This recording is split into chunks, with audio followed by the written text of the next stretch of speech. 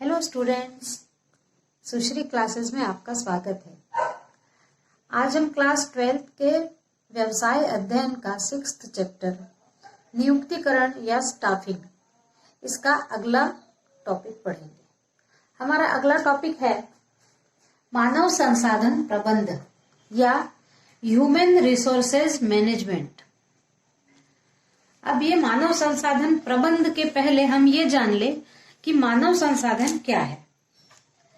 तो जैसे किसी भी उत्पादन के लिए भूमि, श्रम, पूंजी, प्रबंध और साहस, ये 5 बातें आवश्यक होती हैं।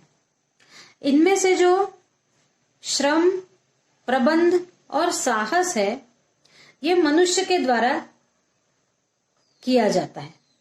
इसके लिए मनुष्य एक सक्रिय साधन है और जो शेष बच जाता है, भूमि, पूंजी, माल, मशीन, ये निष्क्रिय साधन है। और उत्पादन के ये जो निष्क्रिय साधन है, ये तभी सक्रिय बनते हैं जब इसको मनुष्य सक्रिय बनाता है।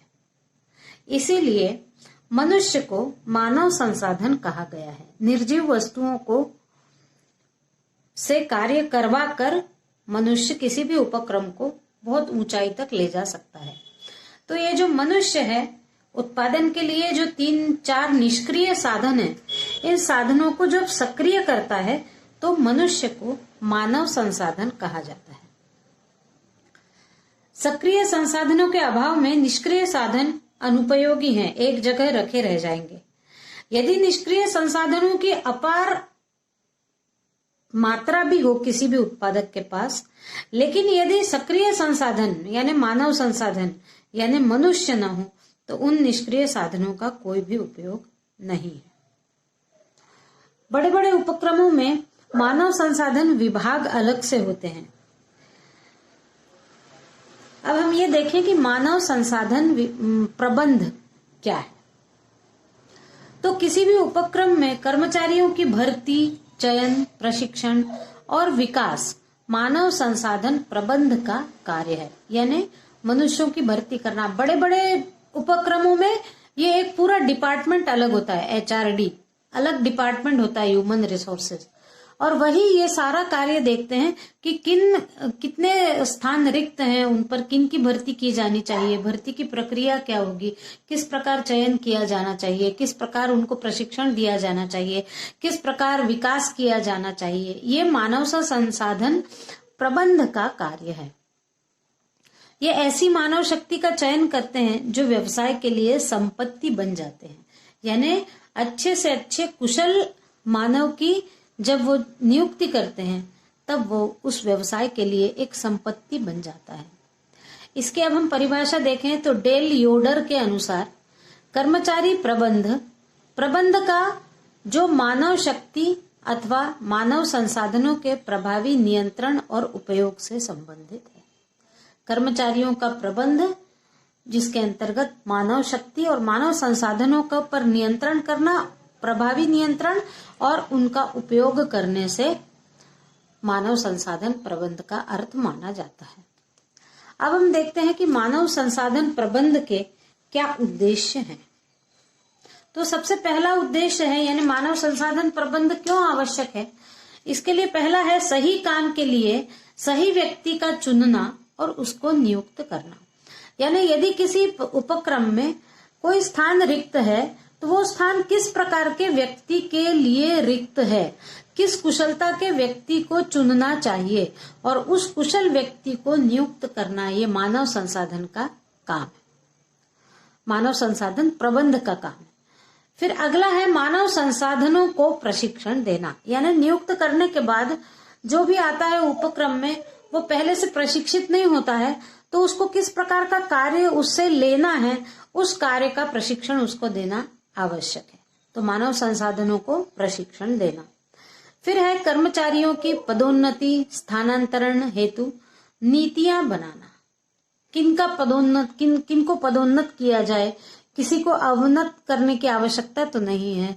स्थानांतरण, किसी की अधिक कुशलता को कहीं और उपयोग लाना हो तो उसका स्थानांतरण करना भी आवश्यक है। तो स्थानांतरण, पदोन्नति के लिए नीतियां बनाना। फिर कर्मचारियों में उच्च मनोबल बनाए रखना। कर्मचारी ज्यादा से अच्छा कार्य करे, इसके लिए उनके मनोबल को ऊंचा बनाए रखना आवश्यक है, तभी वो किसी भी उपक्रम के लिए संपत्ति बन जाएंगे। फिर नियोक्ता व कर्मचारियों के बीच मधुर संबंध बनाए रखना, यानी यदि कर्मचारी असंतुष्ट होंगे तो वो हड़ताल करेंगे, काम नहीं करेंगे, लेकिन नियोक्ता को उनकी पेमेंट देना पड़ेगी। इसलिए नियोक्ता और यानी प्रबंधक और कर्मचारियों के बीच, नियोक्ता यानी जो उनकी नियुक्ति करता है, ऐसे उपक्रम के जो कर्मचारी हैं और नियोक्ता हैं, इन दोनों के बीच में अच्छे संबंध होना चाहिए, तभी भी कोई भी उपक्रम सफलता प्राप्त करता है। फिर है अगला, मानव संसाधनों को उच्चतर निष्पादन हेतु प्रोत्साहन देना, यानी जो भी कार्यरत कर्मचारी है उन कर्मचारियों को अच्छे से अच्छा कार्य करने के लिए हमेशा प्रोत्साहित करना। अब हम देखते हैं अगला टॉपिक है हमारा मानव संसाधन प्रबंध के लिए एक भाग के रूप में नियुक्तिकरण की प्रकृति।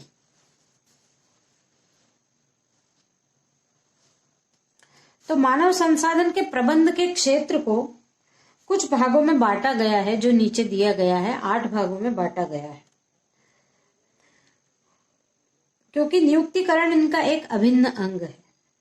मानव संसाधन प्रबंध का नियुक्तिकरण किस प्रकार किया जाता है, प्रबंध के द्वारा नियुक्तिकरण, ये हम पढ़ेंगे। तो इनमें है, सबसे पहला क्षेत्र है कार्य का नियुक्तिकरण।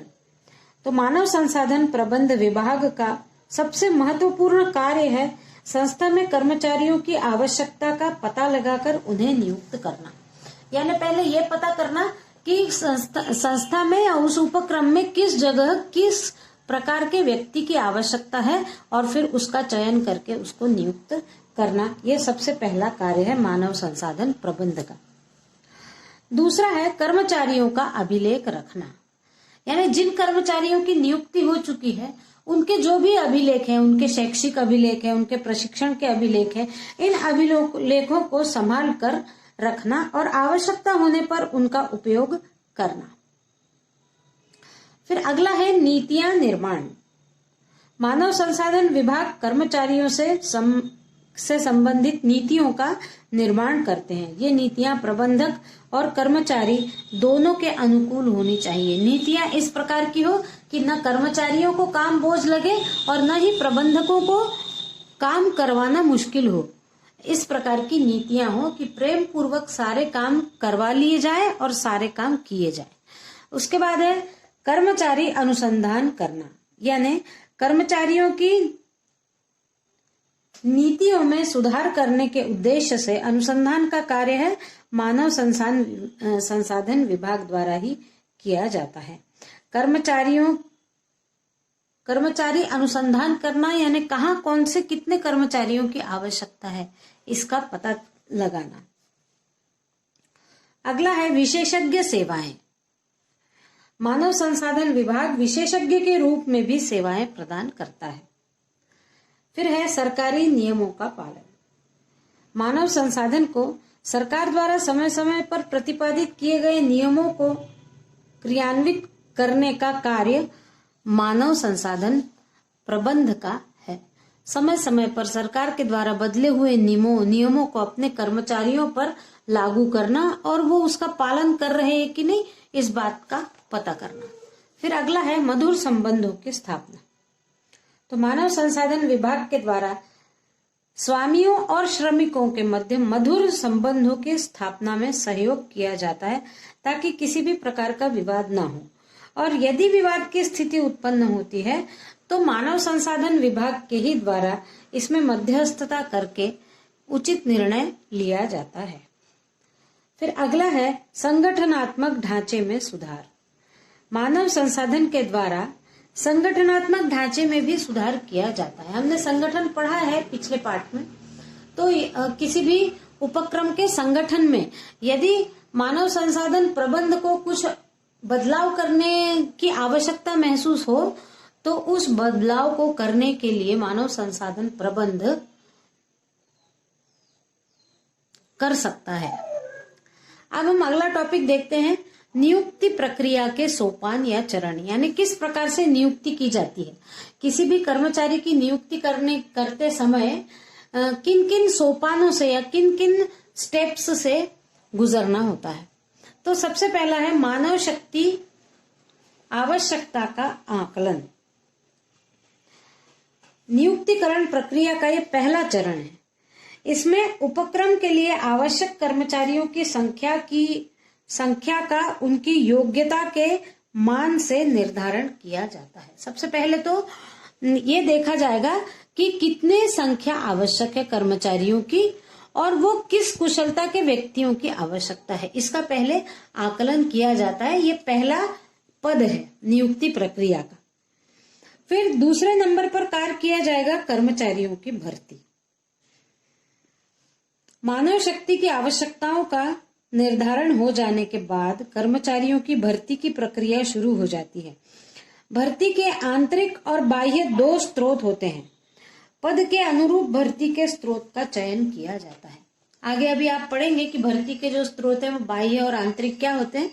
थोड़ा शॉर्ट में मैं बता देती हूँ कि मान लो किसी दूसरे विभाग में किसी कर्मचारी की आवश्यकता है और यदि मानव संसाधन प्रबंधक को ऐसा लग रहा है कि मैं आंतरिक भर्ती कर लूं, यानी किसी और डिपार्टमेंट में काम करने वाला ये व्यक्ति जिसका काम बहुत अच्छा है, यदि उसको इस स्थान पर लाया जाए तो यहाँ वो बहुत अच्छा कार्य करेगा, ये भर्ती आंतरिक भर्ती कहलाएगी और उसका वहां से पदोन्नत करके ट्रांसफर दूसरे वाले विभाग में कर दिया जाएगा, ये आंतरिक भर्ती है।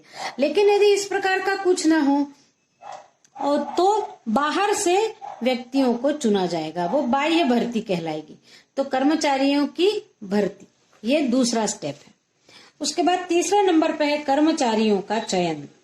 तो श्रेष्ठ कर्मचारियों का चयन एक चुनौतीपूर्ण कार्य है। चयन प्रक्रिया में कई प्रार्थी होते हैं, यानी कई लोग एप्लीकेशन डालते हैं किसी भी नौकरी के लिए। तो उनके एप्लीकेशन को देखकर पहले तो आवश्यक है कि जो अनावश्यक एप्लीकेशन है या जो उस कार्य को सुटेबल नहीं है उनको अलग करने लेना और जो सुटेबल है उनको अलग कर लेना। और सुटेबल लोगों के लिए ये एक दीर्घ प्रक्रिया है। ये उस प्रक्रम पर निर्भर करता है कि क्या वो लिखित परीक्षा लेते हैं, क्या वो इंटरव्यू लेते हैं, क्या वो ग्रुप डिस्कशन भी करवाते हैं या एक एंट्रेंस के बाद दूसरी फिर से लेते हैं मेन से, है ना। इस प्रकार की क्रियाओं को कराकर भर्ती की जाती है और फिर चयन होने के बाद नियुक्ति पत्र दे दिया जाता है जिसमें सेवा के संबंधित सभी शर्तों को लिखा जाता है कि हमारे यहाँ पर यदि आपको कार्य करना है तो किन किन शर्तों के साथ आपको काम करना है, किन नियमों के तहत काम करना है, ये सारा लिखकर नियुक्ति पत्र के साथ दे दिया जाता है। फिर चौथे नंबर पर करेंगे कार्य पर लगाना। नियुक्ति पत्र प्राप्त होने के बाद चयनित कर्मचारी ये आवेदन पत्र देता है कि मैं इस जगह कार्य करने के लिए तैयार हूँ, और जब वो यह दे देता है तब उसको फिर अगला पॉइंट है कार्य पर रखना। फिर कर्मचारी को चयन कर उसको कार्य पर लगा लिया जाता है और उसके बाद यदि अगला पॉइंट है प्रशिक्षण। यदि ऐसा लगता है कि उसको प्रशिक्षण की आवश्यकता है तो उसको प्रशिक्षित भी किया जाता है। और प्रशिक्षित करने के बाद अगला पॉइंट है प्रगति मूल्यांकन। जब वो कार्य करने लगता है तो वो किस प्रकार का कार्य कर रहा है, इस बात का मूल्यांकन भी कर्मचारी का किया जाता है। यदि वो ठीक से कार्य न कर पा रहा हो तो फिर से उसको प्रशिक्षण दे दिया जाएगा। उसके बाद है पदोन्नति। उसके कार्य को देखते हुए यदि आवश्यक हो तो पदोन्नति भी उसको दी जा सकती है। उसके बाद है स्थानांतरण। फिर कर्मचारियों की आवश्यकता हो तो एक स्थान से दूसरे स्थान तक स्थानांतरित किया जा सकता है। और कार्य से पृथक करना, यानी जब उसकी उम्र हो जाए तो या तो उसे रिटायर्ड करना या फिर उसको कहीं और ट्रांसफर करना, ये भी मानव संसाधन प्रबंध का कार्य है। Thank you.